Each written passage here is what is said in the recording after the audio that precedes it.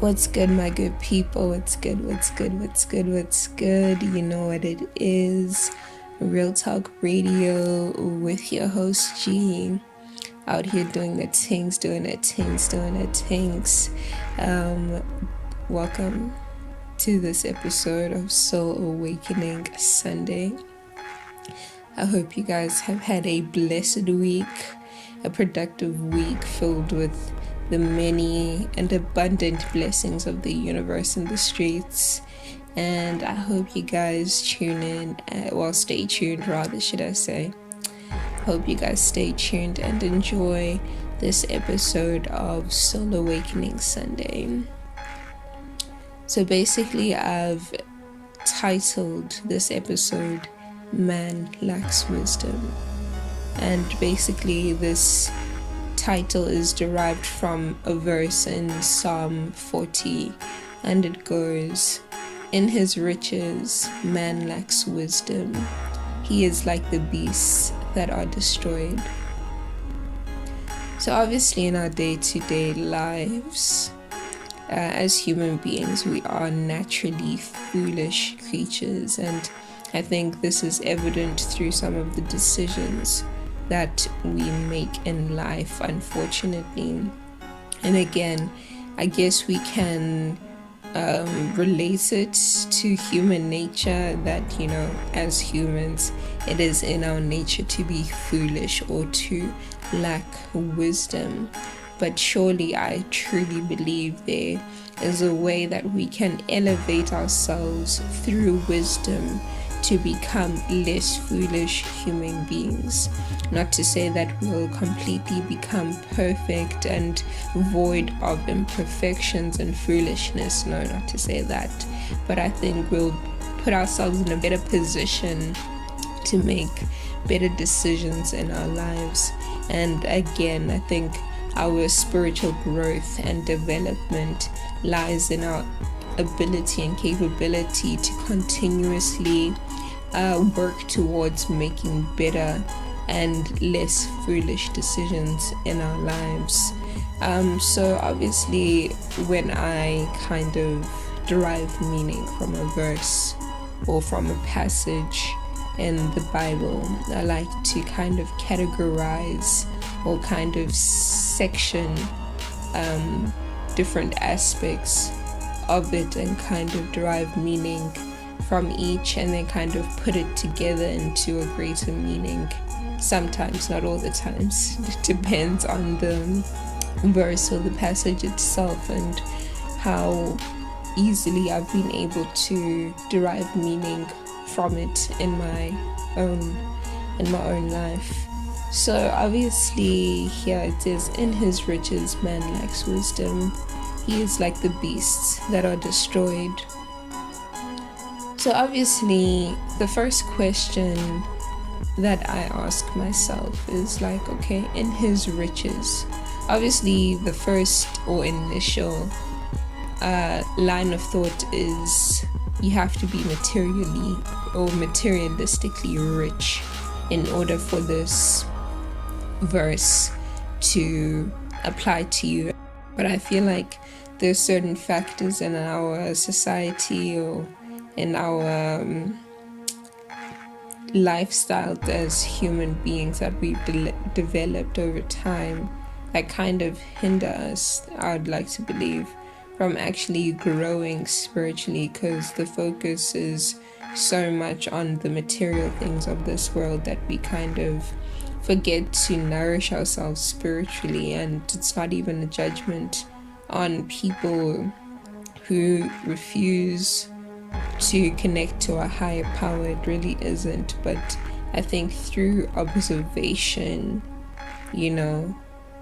and perhaps you can argue about atheists and their lack of belief in God, but I believe science, if I may say, could be the equivalent of their God.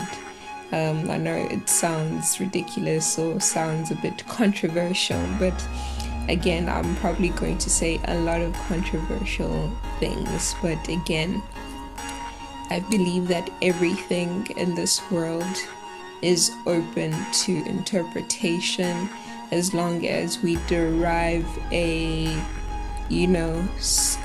as long as we derive something meaningful from it that enables us and kind of facilitates our personal growth and development in life. So obviously, if we look at riches, the initial thought is material wealth. But I believe we need to kind of look at wealth beyond what is material and see what immaterial wealth that we possess that kind of hinders us from actually, gaining wisdom or being wiser people. It's not always material wealth that kind of blocks our wisdom, if I may say. Sometimes it's immaterial things. So if you look at immaterial things such as, let's say, your talents, whatever talents that you possess, sometimes there's a level of arrogance and ignorance towards why we have certain talents, and you get people who kind of say, or who kind of claim, that the talent that they have is because of themselves. They put in the hard work, etc., etc., etc., which is not something I'm disputing. I think in order for you to master something or be a master at whatever it is, perhaps a sporting skill, let's say cooking or whatever, the case may be, in order for you to kind of hone those skills and kind of brush them up and, be the best at what you do, it takes years of investment in that particular thing. So obviously we can take a portion of the,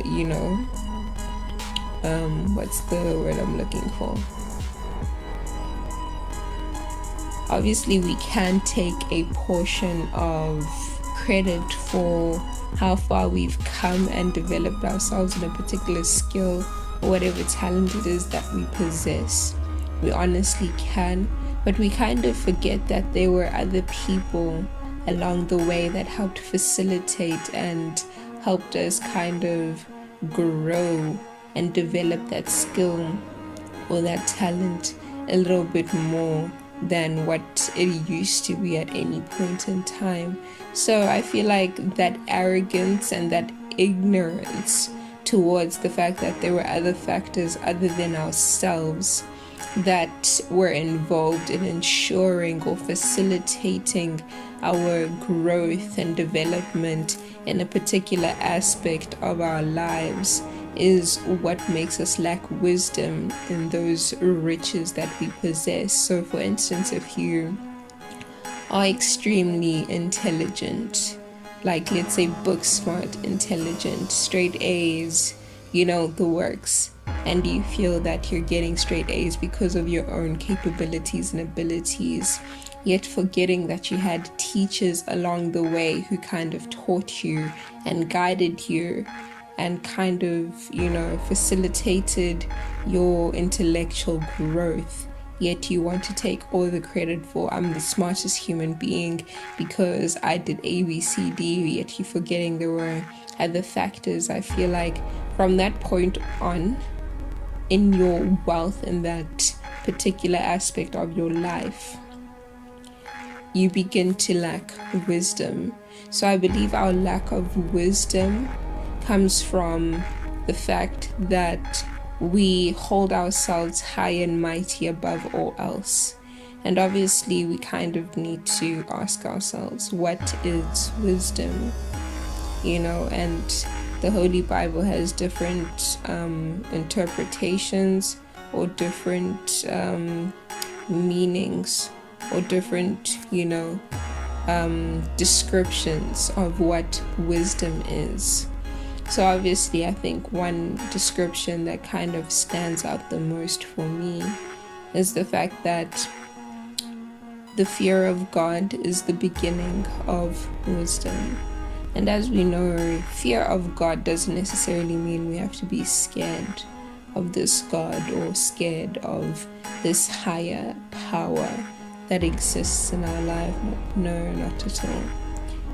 Fear of God is just having a certain level of reverence and respect towards his existence in our lives. I don't want to say in the world, because I believe that each and every individual has a different interpretation of who God is and what God means to them. So according to this meaning that you have derived for yourself of what God means to you, what he means in your life, we kind of then need to ask ourselves the question, what level of honor and respect and reverence do I give to this God, or to this meaning of who God is in my life? Kind of have to ask yourself that and see the ways in which you are giving honor and respect and revering this definition of God in your life. Because again, we all have different definitions or different meanings of God, but it's a matter of what due homage do we pay to it. What do we do? What do our actions kind of speak of the reverence of this God that we've derived meaning of? And obviously, again, it's a very personal thing, and we have different ways of interacting with our higher power that maintains respect. Like for me personally, I don't know, in order for me to reach this level of spirituality, if I may say, God needed to stop being God to a certain degree. He needed to be my friend again. I know I spoke about the whole friendship thing in my relationship rehab episode, and I guess and I did mention the fact that this whole friendship thing can apply to any relationship that we kind of develop and nurture in our lives. And I think I alluded to the fact that I needed to also make my mother my friend in order for me to have a more open relationship with her. And similarly, I've had to make God, or my higher power, my friend in order for me to connect more easily to him. And obviously, people look at me funny. It's no doubt people look at me funny and tell me that I'm disrespecting God. But again, it's a personal thing.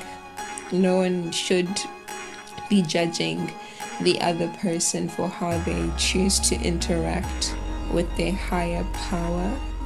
And for me, making God my friend, it was a thing of, okay, God is so unattainable if he remains God. It's like I can't get to him, and I can't relate to something that I can't get to, that is unattainable, because in my mind that's like wholly unrealistic.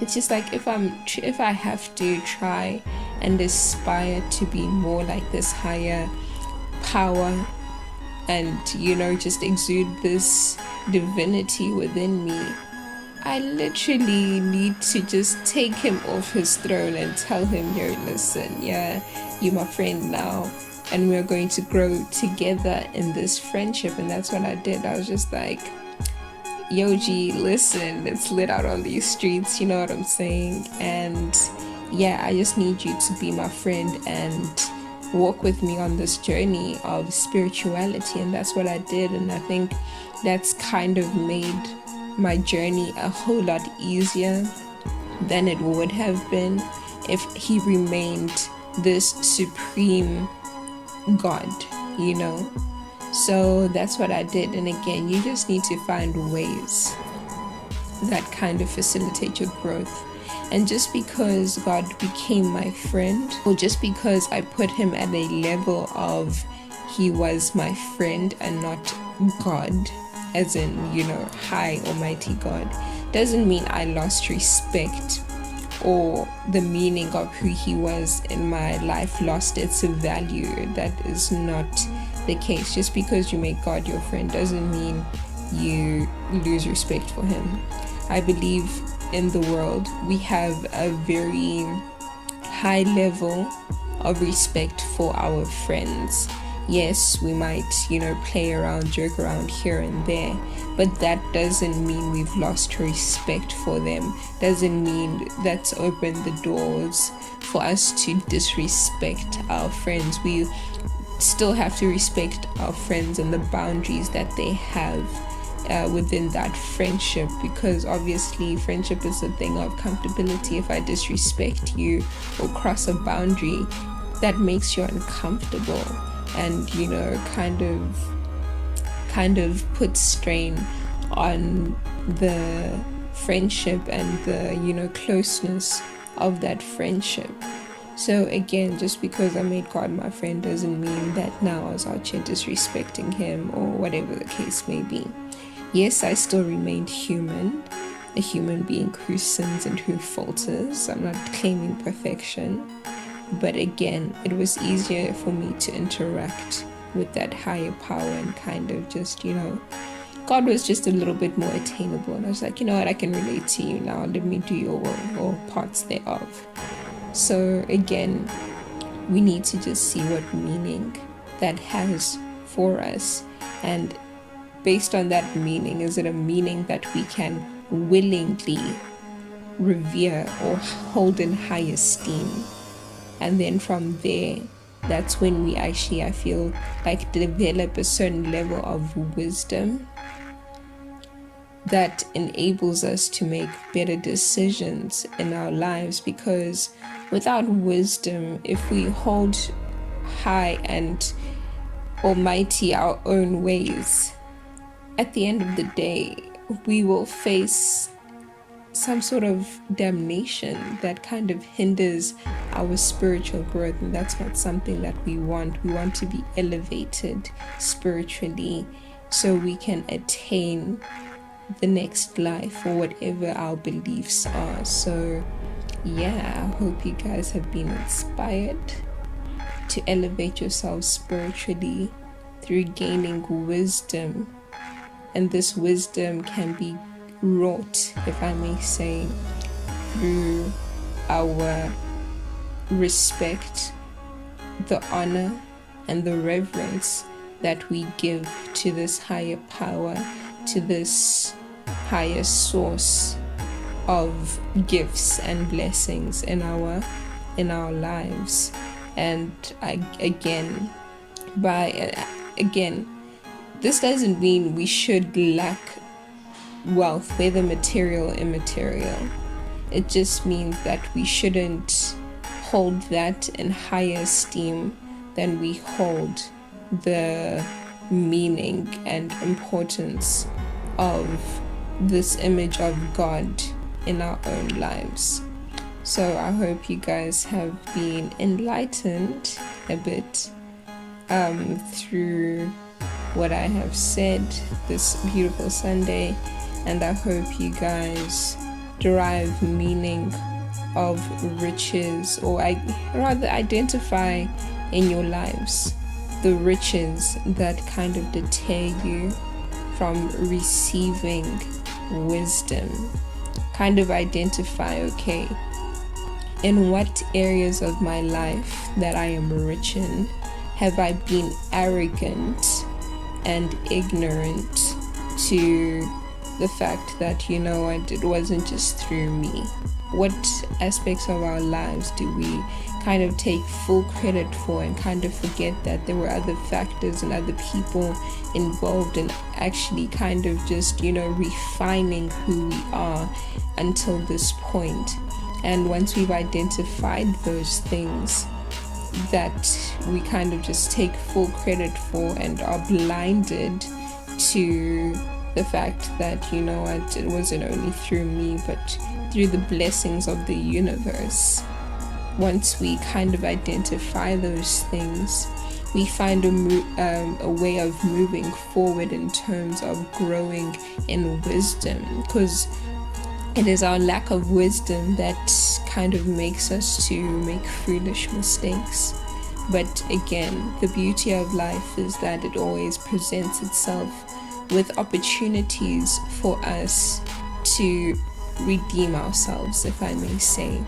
There's always a redemption point where we can turn away from our old ways and walk along a new and better path that kind of fulfills us spiritually.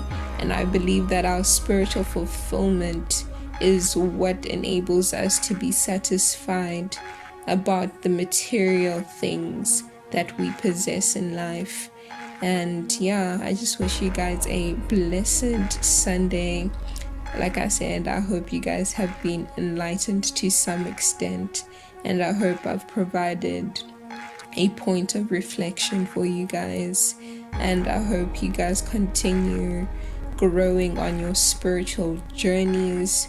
I hope you guys continue holding in high esteem the definition of your higher power that you have brought, or that has been brought into your lives, that you really take it into consideration, just giving it the due honor and respect. Because if there's nothing above ourselves that we respect, then I don't know. I honestly don't know what would happen if there was nothing above ourselves that we respect and give honor to. I think we're drowned in our arrogance and ignorance of the things of this world. But yeah, that's a reflection for another day. May you guys stay blessed and enjoy the week ahead. May it be filled with many more blessings of the universe, of the streets, and of your higher power.